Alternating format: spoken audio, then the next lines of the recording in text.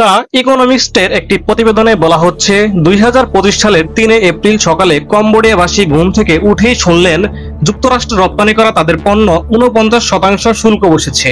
এই সিদ্ধান্ত দেশটির পোশাক খাতের উপর ভয়াবহ প্রভাব ফেলতে যাচ্ছে। কম্বোডিয়ার মোট রপ্তানি আয়ের অর্ধেকেরও বেশি আসে এই খাত থেকে এবং যার প্রধান গন্তব্য যুক্তরাষ্ট্র। যদিও 9 এপ্রিল প্রেসিডেন্ট ডোনাল্ড ট্রাম্প এই শুল্কের বাস্তবায়ন সাময়িকভাবে স্থগিত করেছেন, তবে এটি যে আবার ফিরে আসতে পারে তা স্পষ্ট। এই অবস্থায় আগামী 17 এপ্রিল কম্বোডিয়া সফরে যাচ্ছেন চীনা প্রেসিডেন্ট শি জিনপিং। তার পূর্ব নির্ধারিত এই সফর কিছুটা সান্ত্বনার বার্তায় বয়ে এনেছে দেশটির জন্য।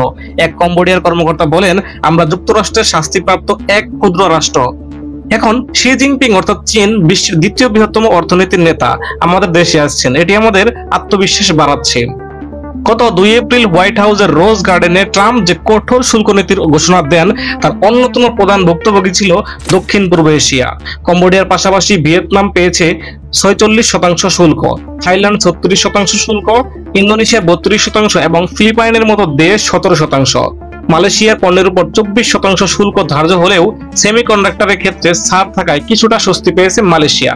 পরবর্তীতে ট্রাম্পের সিদ্ধান্ত আংশিক প্রত্যাহারের ফলে অঞ্চল জুড়ে 90 দিনের জন্য 10% শুল্ক চালু হয়েছে।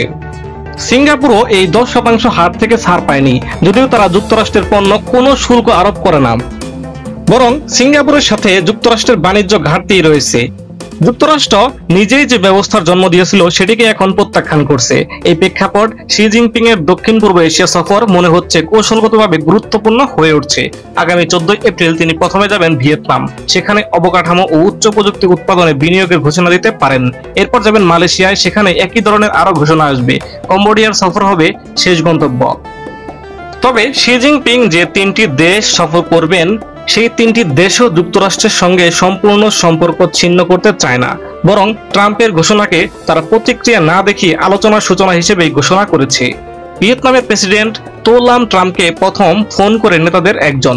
তিনি যুক্তরাষ্ট্রের পণ্যের শুল্ক শূন্য করার প্রস্তাব দিয়েছেন এবং একজন আলোচককে ওয়াশিংটনে পাঠিয়েছেন। কম্বোডিয়ার প্রধানমন্ত্রী একই ধরনের ছাড় দেওয়ার প্রস্তাব দিয়েছেন। মালয়েশিয়া একটি প্রতিনিধি দল পাঠাচ্ছে সরবরাহ চেন ও গুরুত্বপূর্ণ খনিজ সম্পদ বিষয় চুক্তির জন্য। অঞ্চলটি জানে চীন বা ইউরোপীয় ইউনিয়নের মতো প্রতিশোধমূলক ক্ষমতা তাদের নেই। আসিয়ান এর নেতৃত্বে সমন্বিত প্রতিক্রিয়া দেওয়ার চেষ্টা থাকলেও বিশ্লেষকরা এতে খুবই আশাবাদী নন। অনেকেই আশঙ্কা করেছেন এই শুল্কের হুমকি হয়তো দক্ষিণ পূর্ব এশিয়াকে চীনের দিকে ঠেলে দিবে, কিন্তু এখন পর্যন্ত তেমন কোনো ইঙ্গিত নেই। যুক্তরাষ্ট্রের সঙ্গে ঘনিষ্ঠ নিরাপত্তা সম্পর্ক রয়েছে এমন দেশগুলো যেমন ফিলিপাইন, থাইল্যান্ড, সিঙ্গাপুর, তারা এই বাণিজ্য বিরোধকে নিরাপত্তার সঙ্গে জড়াতে চাননি।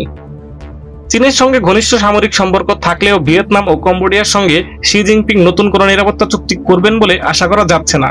তাহলে এই সফরটি মূলত তাদের একটি বাণিজ্যিক সম্পর্ক হতে যাচ্ছে। এই সফরটি সামরিক কিংবা অন্য কোনো সম্পর্কের দিকে নাও এগোতে পারে।